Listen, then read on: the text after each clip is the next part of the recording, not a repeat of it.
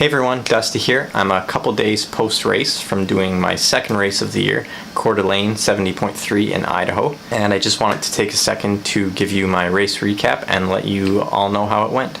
Okay, so let's get right into the race. The pro men started at 6 a.m., nice and early, just like my last race in Victoria. And from the start of the swim, I felt very confident. I was in a pack that would later go on to swim 26 and a half minutes in and around there. However, at about 300 or 400 meters in, I locked on with a guy that was swimming right beside me and just decided to focus on him because at that point in the race, he was matching me pretty much stroke for stroke. So I thought, hey, I got this guy, he's going to be easy to swim off. I got a free ride to 26 to 27 minutes. However, what I didn't know was he was actually slowing down and we were both losing the pack that was swimming away from us. So I looked up after swimming with this guy for a couple minutes and realized the pack was quite a bit in front of us and I wasn't going to be able to bridge the gap up to them. So I decided just to sit with this guy and hopefully he was still going to take me through in 26 to 27 minutes. And I should have known better because the swim felt super easy, but he didn't take me through in that time and I should have tried to stick with the pack.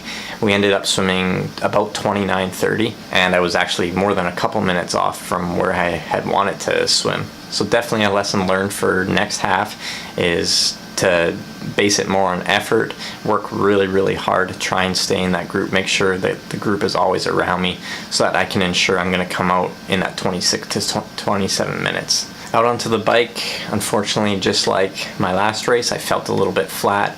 I pushed a little bit more watts than last time. So over the 90K, it had about 2,500 feet of climbing, and most of the climbing comes in 3 specific climbs right in the middle of the course. So the 90K, I put out 266 watts, and my time was 2:24. And going up the first climb, it was quiet enough. I didn't have the wind blowing through my ears. I kept hearing a rubbing sound, and immediately I knew it was my brake pad rubbing on my rim. And unfortunately, I didn't have my multi-tool. I had left it at the Airbnb, so I couldn't adjust it. And it wasn't rubbing so much that I knew it was going to be a danger on race day, so I just had to ride with it.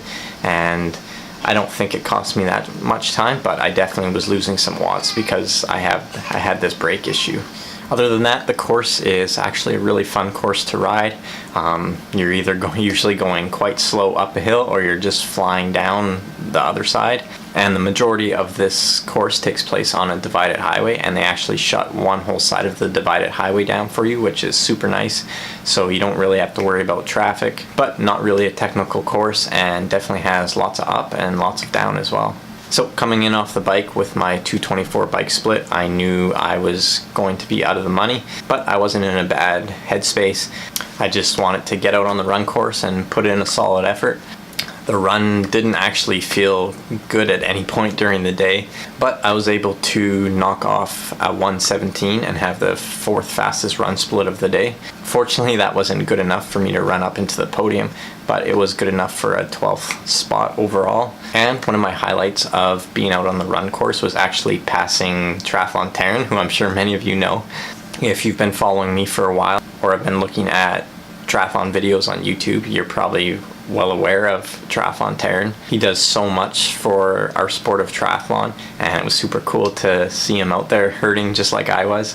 Fortunately, I didn't get a chance to talk to him before or after the race, but pretty cool that I got to see Taryn in the flesh. As far as nutrition goes, I was completely fine for the whole day. However, you might be surprised at how little I actually took in. So I had no breakfast. I just started sipping on a bottle of glycodurance, so just one scoop had about 100 calories in it. I might have finished half the bottle, so I maybe had 50 calories of breakfast in me before the race. Then out on the bike course, I had 2 bottles with me on the bike. The first bottle had 300 calories of F2C's glycodurance in it, and my second bottle had 700 calories. It took me about an hour and a half to get through my first bottle, so 300 calories in the first 90 minutes of the bike.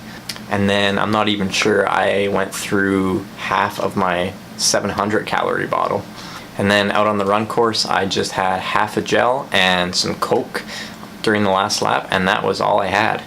So all in all, for my caloric intake, I probably consumed less than 900 calories. Now I would have been really running on fumes if I had to do another lap of the run. I would have had to really start to take in some serious nutrition. But otherwise, the little that I did have on the bike, it worked for me. And I think that just goes to show that it's not going to be the same every time. There's going to be races where I would have done my 700 calorie bottle even before the bike, and this time I didn't even get halfway through it. And then sometimes on the run I start to feel a little bonky, even near the 10K mark, and I've already taken 2 gels on. So it varies race to race, and I think just the fact that I felt a little bit flat this race, I just wasn't able to really push those upper limits that just quite frankly my body didn't need as much fuel. However, with that being said, I definitely need to thank F2C for being my nutrition sponsor. It's worked perfectly in every race that I've done this year and in training. I just need to put the fitness forward and put that nutrition to good use with the smoking fast time. And lastly, I just wanted to thank everyone for all the messages and well wishes going into the race. Some of you even approached me in transition or wished me luck when I was out running. It's kind of cool to be out running and people saying go Dusty, and knowing on my bib that says Spiller. I was thinking, how do you know who I am? And it might be through this YouTube channel, so thank you for cheering me on. Next up for me, I'm not sure what that will be. I have a few days to decide if I'm going to do the Great White North Half Ironman in Stony Plain, Alberta. And then I am signed up for Ironman Mont Tremblant in August. However, I'm not sure if I'm going to do that race or not. So I might shift a bunch of things around and do a different race in midsummer. Or I might even decide to just train like a madman for the summer and then sign up for a fall full Ironman, which I'm thinking at this point might be the best plan. I'll take this week and recover a little bit and see what the future will hold. So like always, thanks for watching, and if you like this video, give it a thumbs up, and if you haven't yet, make sure to subscribe for more everything running, triathlon, and nutrition related.